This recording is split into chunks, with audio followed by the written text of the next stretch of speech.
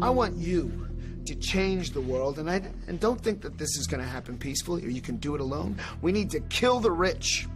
You get out there, you use your weapons, and you rip Washington apart. You hunt down the billionaires, the bank bosses, the CEOs, the scumbags and the liars, the governors, the lobbyists, the senators, because they're all the same, and you hang them. Good morning, everyone. It is May 13th, 2018. There's a lot of, well, they call themselves preppers, okay? There's a lot of prepper channels out there, and a lot of them kind of whitewash the possible government role in enduring a shit hit the fan event. And I want you to, I'm going to play a short clip here, and listen, I'm not knocking this guy, I'm not trying to bust his balls or anything like that. I'm just trying to show you some of these people don't do adequate reading or research to have a informed opinion on these matters. So let's check out what this guy has to say. So your models. Oh, let me tell you what the channel name is first, right quick. It is Praxis Prepper. Praxis Prepper. His video is called Police State USA 2018 Martial Law ? Obviously, he has way more subscribers than me, but I'm still going to talk about this. Of what's happening now have to be good at predicting what's happening next. And I think, with the gun control debate and everything, I think the majority of people that are pushing that aren't nefarious monster, tyrannical leaders who want to, disarm the entire population and make. Okay, there's his first lie right there. Or maybe lie isn't the proper wording, but then again, maybe it is. Now, we all have heard Dianne Feinstein, we've all heard Barack Obama, we all know about the intention of the UN Small Arms Treaty. Now, has this guy read any of that? I have to wonder. Because, there's all kinds of white papers, publications. Hell, there's even a manual on how to capture, detain, and process American people into re-education camps, as they like to call them. When the people fear the government, it's tyranny. When the government fears the people, it's freedom, or liberty, or whatever. They don't want to flip that on its head and turn this into a police state. They, by and large, actually think that disarming certain people. Okay, so he's not under the impression that we're under a police state already. I mean, check it out. We have people being arrested for criticizing cops on Facebook. We have police beating their own children in the office of their school. Yes, that really happened.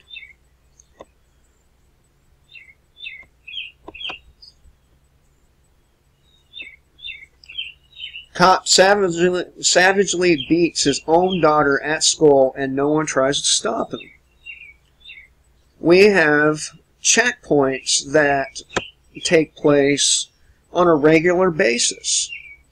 So for him to say that they don't want a police state is, at very least, deceptive, and at most, an outright lie. Or getting rid of certain firearms is going to make the world a safer place for us and our kids, and they're not doing it for an evil reason. Now, that said, I don't agree with that as an approach. I think that when you make something illegal, there's always the underground networks and everything, and especially for people who want to murder people, there's always another workaround. We just saw in Texas, there's bombings, and granted, they didn't kill 17 people in 5 minutes with that, but there are all different ways of people exacting their horrible ideas. Guns are an enabler, but it's not the only game in town. Guns are an enabler to crime, right? But what he's failing to mention is guns are used to defend against crime way, way, way more than they're used in crime. And, even if they just got rid of, quote-unquote, assault weapons, which I was recently told is kind of a bogus term. It doesn't really mean that much of anything. But, whatever the hell that means. Even if they got rid of that, there are all other types of... Well, I'm going to tell you what it means. I'll tell you what it means. That plastic barrel shrouds, 30-round mags, laser sights, any of these things, they are said to make the weapon an assault weapon. But, you can buy the same rifle with none of that stuff on it, and they would call that rifle a hunting rifle. Weapons, just a Glock pistol can fire off a lot of shots in pretty rapid succession. So, again, I don't agree with that as an approach, but I don't think that they are a bunch of villainous monsters that are trying to, take away all our weapons so they can put us in. He says this as he brings up the Georgia Guidestones, in this video here, where it clearly says that they intend to reduce the population of the planet down to 500 million and maintain it at that rate. So, if they want to reduce the population by 500 million, now I've been talking about this for a while, so the population has grown since then. It's probably more like, closer to 8 billion people now. That means that, let's, for the sake of argument, say that it's 8 billion. That means that 7 billion, 500 million have to be taken off this planet. And this is,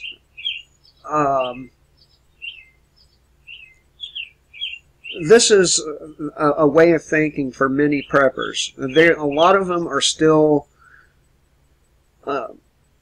extreme statists.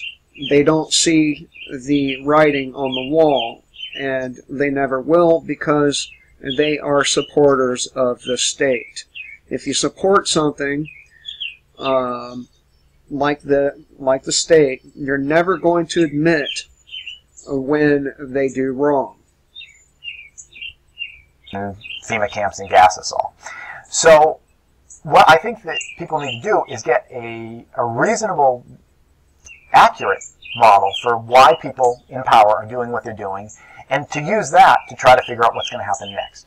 Because I don't think that people are trying to, again, enact their Agenda 21 and kill all of us. Okay, so he says he doesn't think they're trying to enact Agenda 21 and want to kill us. Billions and billions of dollars have been spent on the development of Agenda 21. All the regulations, all the rules of Agenda 21. Billions of dollars have been spent on creating these internment camps here in the United States. And man, I don't just spend money just to have the item lying around doing nothing. If I buy a book, I read a book. If I buy a car, I drive that car. And there's no reason to think that when these camps are built, that they're going to stand empty forever. I mean, they've hired people for these camps. They've built them, and they've stopped them. How much evidence do you need that these things are for us? Not for ISIS, not for any other jihadi or terrorist, or whatever you want to call these people. They are for you. They are for that guy on the screen. And at some point, they will be used. The same with the guillotines. I know it's an internet rumor. Look, it's in the Affordable Care Act. It is a method of execution that is deemed acceptable, and they do have guillotines. So, you know, people making videos like this one is dangerous. Because when you get a prepper, or a so-called prepper, saying that everything is all okay with the government, it takes people's eyes off them and on something else, when our eyes really, really need to be on the government. Why do I say that? Well, the 20th century is why I say that.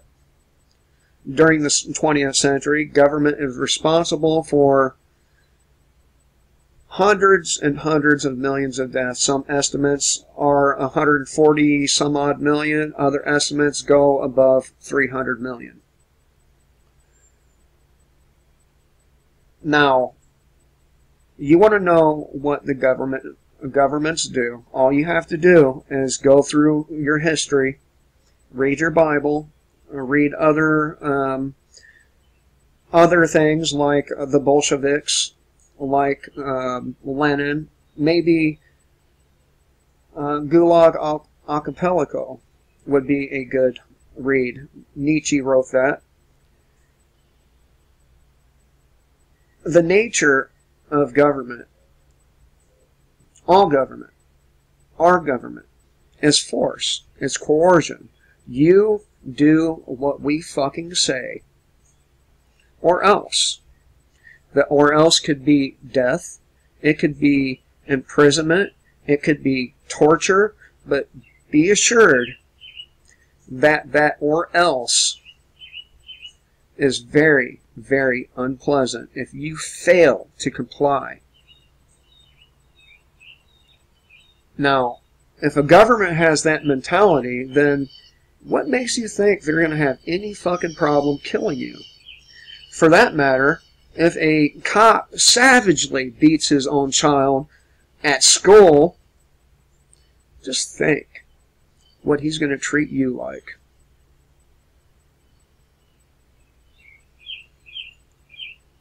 The United States citizen is already treated like a dog. And if they were to get our firearms, it would be 100 times worse in the way we're treated. Just look at Britain. Look at Britain and see how those people are treated. Now, you do that to the United States, a lot of bad things would happen. A lot. I'm going to pause it for a moment and bring up a manual. As you can see, I've pulled up the Internment and Resettlement Operations Manual. It's FM 3-39.40, Internment and Resettlement Operations. I'm not going to read the document to you. but I will leave a link so that you can read the document. This document was produced in 2010, and you can see that it has a restriction on distribution. It's only meant to be distributed to DoD and contractors only.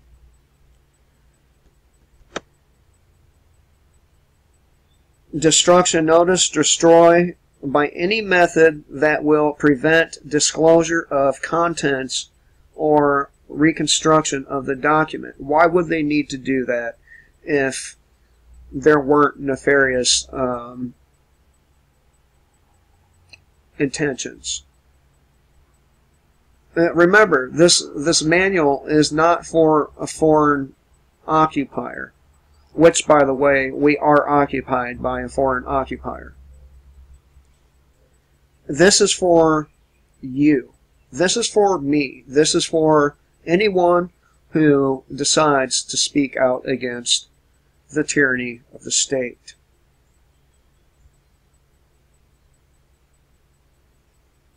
I'm going to get down to the table of contents.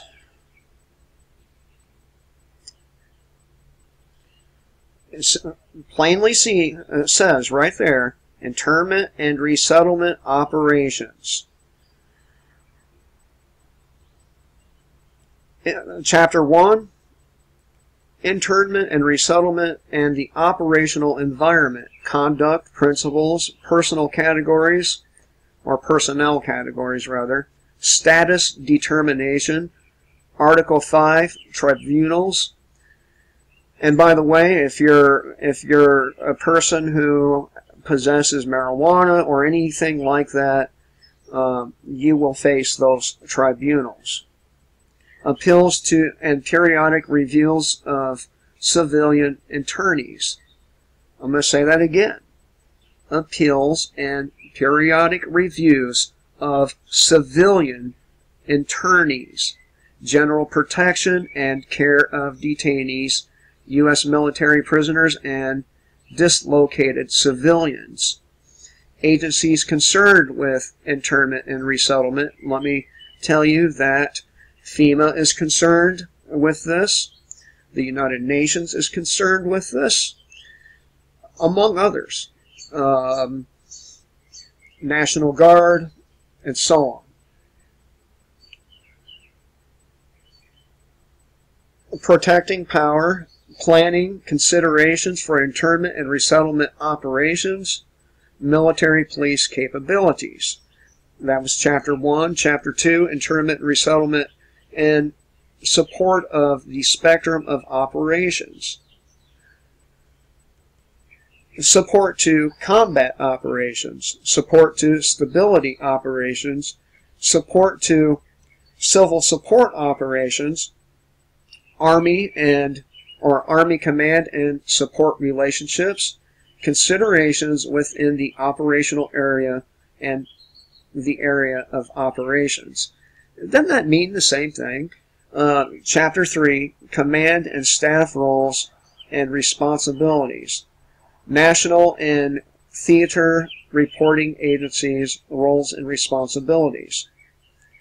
And again, it has the distribution down here that, you know, it's only meant for the DoD and contractors.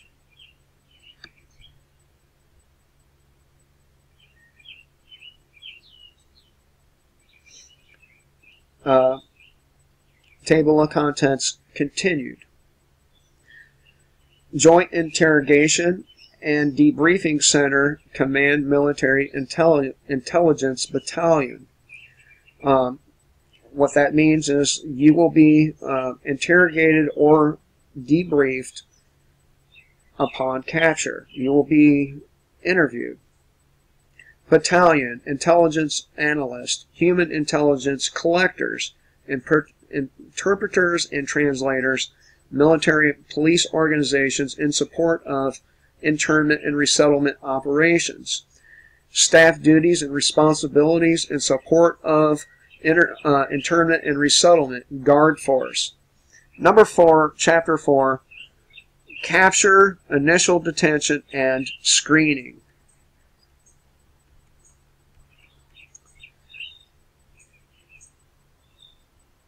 Detainee flow, detainee processing, custody and accountability of property, evidence, and intelligence information, detainee movement, methods of transportation, detainee release. Chapter 5, detainee operations, command and control, planning considerations, intelligence and interrogation, medical support, dental support, specific detainee support requirements, detainee deaths, legal considerations. Chapter 6, detainee facilities, general considerations, detainee collection point, detainee holding area, fixed detainee internment facilities, theater internment facilities. Let me stop right there. What they mean by that, theater internment facilities, are the dozens and dozens of Walmarts and other structures that have been turned into one of these places. That's what they mean by theater internment facilities. That means the facility is out in the theater, and that's where you'll be held until you're transferred to one of the fixed locations. Strategic internment facility, and that's the fixed location I just referred to, transfers or releases. Chapter 7, confinement of U.S. military prisoners, U.S. battlefield confinement operations principles, planning process for U.S. military prisoners, battlefield facilities, processing, classification, and identification requirements, clothing, meals, and dining facilities, medical care and sanitation, discipline, control and administration, emergency planning and investigations, rules of interaction, use of force, escape.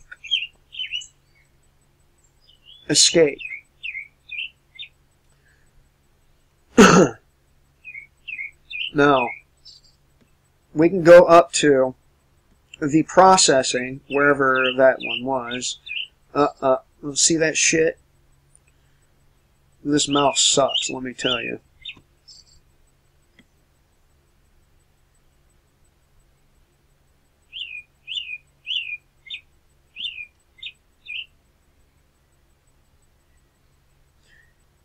Was the introduction before or after the table of contents?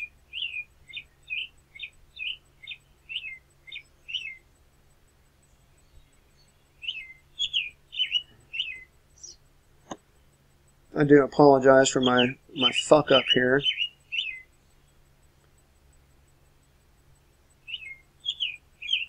Okay. Getting there. And by the way, the table of contents and the appendixes, if I even said that right, really do provide enough I don't know if I would call it evidence, but it provides enough rhetoric to make you wonder, is this really for us? And this notion can be seen in the processing section of this manual, where it talks about Social Security numbers. Okay, we're the only country that has Social Security numbers. Yes, other countries have basically the same system, but they're not called Social Security.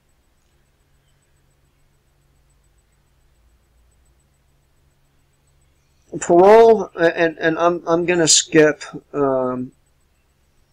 chapter 8. It talks about rehabilitation of U.S. military prisoners and detainees.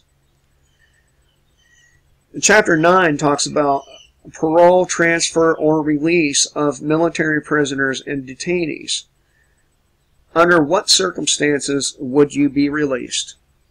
Well, the purpose of these camps isn't necessarily to kill you, although they do have the facilities for that. The actual purpose of these camps is re-education. And the way you would get out of this camp, or one of these camps, is by agreeing with what you're being taught.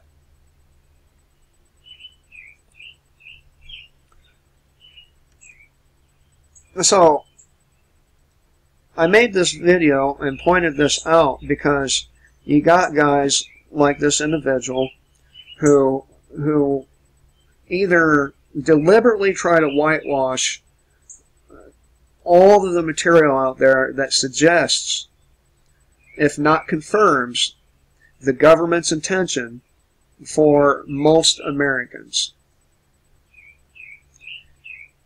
You have preppers out there who want to whitewash the role of Agenda 21.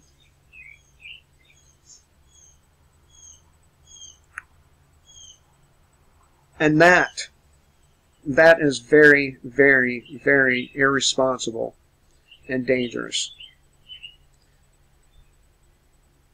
Don't look over here because there's nothing going on. That's really the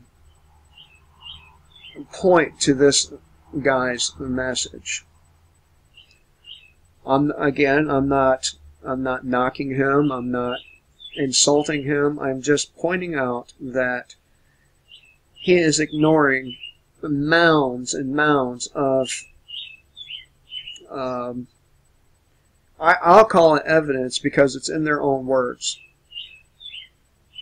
Mounds of it that outline the intent of the government of the New World Order. So I thought I'd share this with you. I will leave a link in the description box to that manual. You probably want to go through that so you have a full understanding of how these camps are laid out, so you have a full understanding of their intentions. They talk about PSYOPs officer or wings of these facilities, and a whole plethora of other stuff. So when you hear people like this, you should probably not take their advice when it comes to governmental intention. They may be excellent preppers, they may be fucking great shots, but if they are ignoring the role the government has had in the past and will likely have in the future of killing innocent civilians or non-combatants, well, you're asking for a whole bunch of fucking trouble. Anyway, hope you all have a good day. Kill the state, live free.